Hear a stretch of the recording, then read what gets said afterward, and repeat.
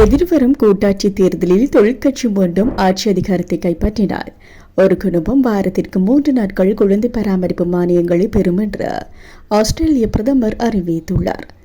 அடுத்த 5 வருட கால பகுதியில் $427 மில்லியன் செலவிட எதிர்பார்ப்பதாக பிரதமர் மேலும் குறிப்பிட்டுள்ளார். கடந்த செப்டம்பரில் வெளியிடப்பட்ட உற்பத்தி திறன் கமிஷன் அறிக்கை ஆண்டு வருமானத்தில் $5,30,000 வரை சம்பாதிக்கும் ஒவ்வொரு குடும்பமும் வாரத்திற்கு 3 நாட்கள் குழந்தை பராமரிப்பிற்கு மானியம் வழங்க வேண்டும் என்று பரிந்துரைத்தது. இதேவேளை குழந்தை பருவத்திற்கு முற்பட்ட கல்வி நிலையங்களை நிர்மாணிப்பதற்கும் விரிவாக்குவதற்கும் $1 பில்லியன் நிதியொன்று தயாரிக்கப்படும் என ஆஸ்திரேலிய பிரதமர் மேலும் வலியுறுத்தியுள்ளார்.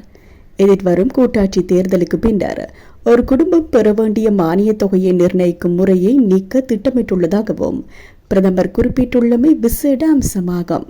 அடுத்த ஆண்டு கூட்டாட்சி தேர்தலில் தொழிற்கட்சி வெற்றி பெற்றால் இந்த கொள்கைகள் ஜனவரி 1, 2026 முதல் நடைமுறைக்கு வரும் என்று அதில் கூறப்பட்டுள்ளது.